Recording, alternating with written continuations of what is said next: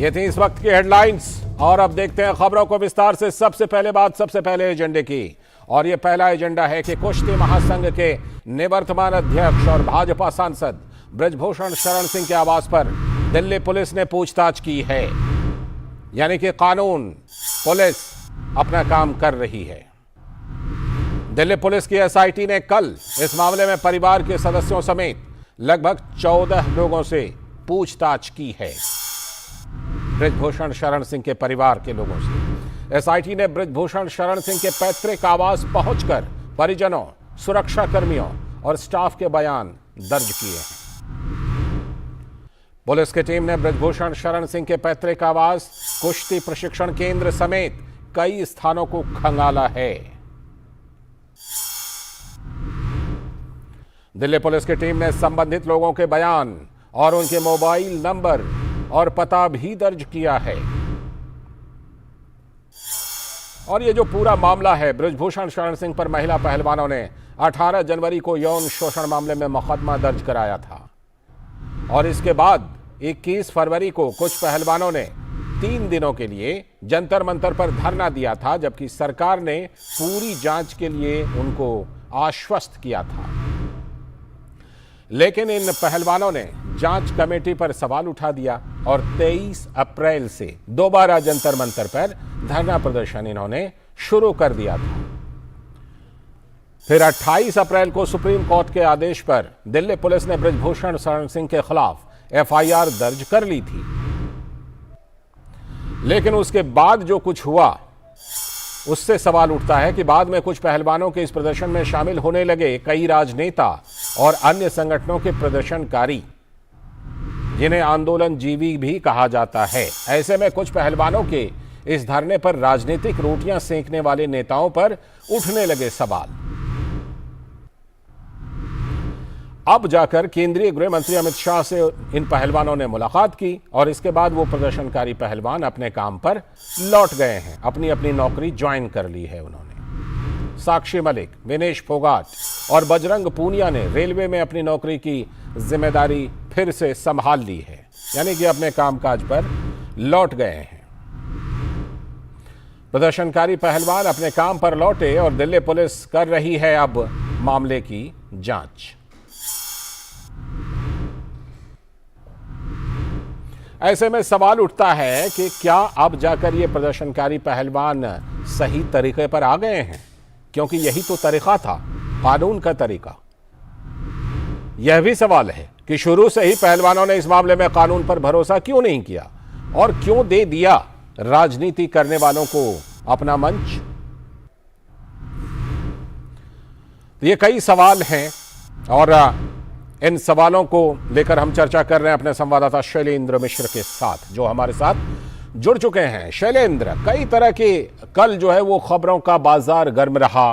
बात ये हुई कि जो नाबालिग पहलवान है उसने अपनी शिकायत वापस ले ली है। हालांकि उसके बारे में अभी तक कुछ भी कंफर्म नहीं हुआ है, क्योंकि अदालत में जाकर यह खबर कंफर्म होगी। लेकिन इस बीच में केंद्रीय गृह मंत्री अमित शाह से मिलने के लिए पहुंचे पहलवान और उसके बाद अपनी अपनी नौकरी ज्वाइन कर ली है। प्रदर्शन, पंचायत, महापंचायत, सारे कार्यक्रम स्थगित कर दिए गए हैं। तो क्या यह सवाल उठ रहा है कि यही चीज, यानी कानून पर भरोसा करके पुलिस को जांच के लिए समय देना, यही चीज शुरू से पहलवानों को करना चाहिए था? जी देखिए लालचंद, निश्चित तौर पर यह सवाल उठ रहे हैं कि आखिर क्यों इस तरह से एक राजनीति का मौका दिया गया अपने मंच पर। चूंकि जब आपने खेल मंत्रालय से जब बातचीत हुई थी और एक कमेटी बनाई गई थी, अगर आप थोड़ा पीछे ले जाएं, जब कुछ मांग रखी थी इन पहलवानों ने जिन्होंने धरना प्रदर्शन किया, उनकी मांग पर एक समिति बनाई गई। समिति में उनकी मांग पर सदस्यों को जोड़ा गया। समिति की रिपोर्ट आने से पहले ही जिस तरह से इन पहलवानों ने अपना रुख दिखाना और बयान देना शुरू कर दिया, उसके बाद हमने देखा कि शिकायत की गई औपचारिक तौर पर। शिकायत पर एक जांच चली रही थी मुकदमा दर्ज करने को लेकर, फिर उस पर और आगे गए, मुकदमा दर्ज हुआ और उसके बाद विवेचना से पहले ही जिस तरह से हमने देखा कि तमाम ऐसे लोगों को मंच मुहैया कराया गया जो एक तरह से राजनीति करते नजर आए, जबकि इन्हीं पहलवानों ने कहा था कि देखिए ये राजनीति का मंच नहीं है, राजनीति करने के लिए लोग इस मंच पे ना आए। लेकिन हमने देखा कि तमाम राजनीतिक दलों के नेता, तमाम संगठनों के नेता, खाप पंचायत और तमाम ऐसे राजनीतिक दल के नेता हों या तमाम ऐसे नेता हों जिन पर ये आरोप लगते हैं या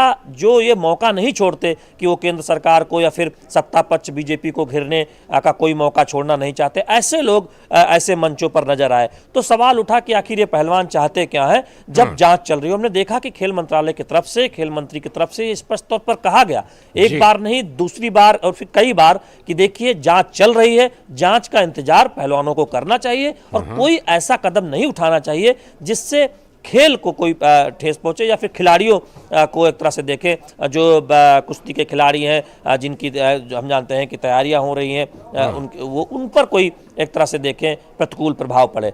बावजूद इसके हमने देखा कि ये जो पहलवान प्रमुख तौर पर जो धरना दे रहे थे उन्होंने ऐसे तमाम फैसले किए, ऐसे तमाम कदम उठाए जिससे हमने देखा कि राजनीति का न केवल मौका मिला बहुत लोगों को, बल्कि ये आरोप भर भी इन पे लगा कि आखिर इनकी मंशा क्या है। अब ये तीनों जो प्रमुख खिलाड़ी जो चर्चित चेहरे हैं जो रेलवे की अपनी नौकरी में कामकाज पर लौट गए हैं, हालांकि उसके बाद ट्वीट कर साक्षी मलिक ने कहा कि उनका आंदोलन जारी रहेगा, अब वो लड़ाई लड़ते रहेंगे। इसमें कहीं कोई गुरेज नहीं कि अपना आंदोलन जारी रखिए, अपनी बात रखिए, लेकिन जब जांच चल रही है तो उस जांच का आप इंतजार क्यों नहीं कर रहे हैं? ये सवाल हमने देखा कि कई लोगों ने पूछा। और इसमें सवाल ये भी उठ रहा है कि इन्होंने शुरू में इस मुद्दे को उठाया, ठीक तरीके से उठाया, अब जाकर उठा रहे हैं, अच्छे तरीके से उठा रहे हैं, लेकिन बीच में जिस तरह से राजनेताओं को, आंदोलन जीवियों को मंच दिया, खुद जंतर मंतर पर गए, जेएनयू गए, हर की पैड़ी गए अपने मेडल को बहाने के लिए, इन सब चीजों से लगता है कि कहीं न कहीं इस बीच में ये पहलवान, प्रदर्शनकारी पहलवान मिसगाइड हुए। इन लोगों को कुछ लोगों ने मिसगाइड किया और वही लोग हैं ये जो आंदोलन जीवी हैं और ये पहुंच जाते हैं हर जगह पर।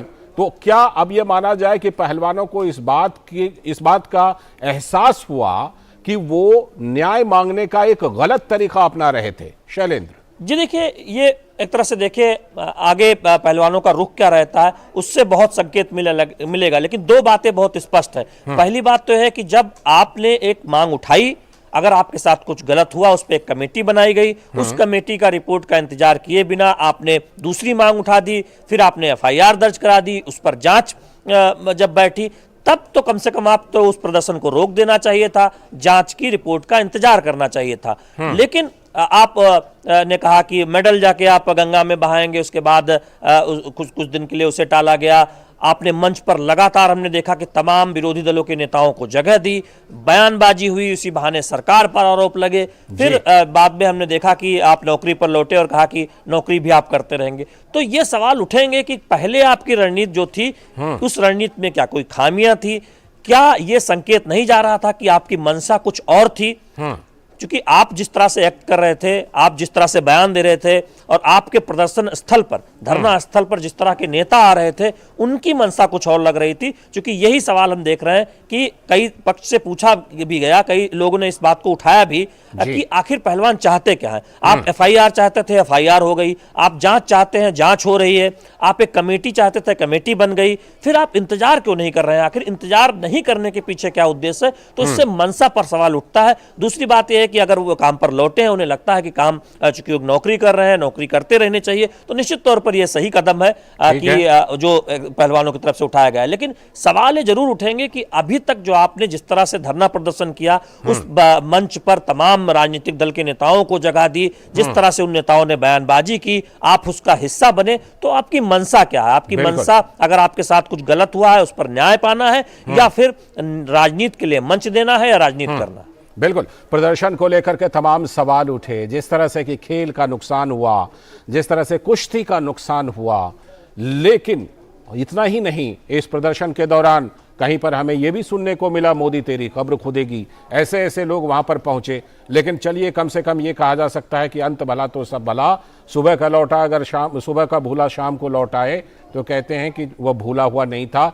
प्रदर्शनकारी पहलवान कम से कम अब कानून के रास्ते से न्याय मांगे तो अच्छी बात है। बहुत बहुत शुक्रिया शैलेंद्र जुड़ने के लिए इस खबर पर। तो हमारे संवाददाता शैलेंद्र मिश्र जुड़े थे। वक्त है एक ब्रेक का, और ब्रेक के बाद जब लौटेंगे तो करेंगे आज की खास चर्चा। और आज की खास चर्चा होने वाली है कि एक तरफ विपक्षी एकता की कोशिशें जो हैं उसको झटका लग रहा है। लेकिन दूसरी तरफ नए संसद भवन के उद्घाटन से लेकर अब तक के मामलों को अगर देखें तो लगता है कि एनडीए के तरफ दल जो हैं, पार्टियां जो हैं, वो शायद इकट्ठा होने लगी हैं। इस पर करेंगे चर्चा। वक्त है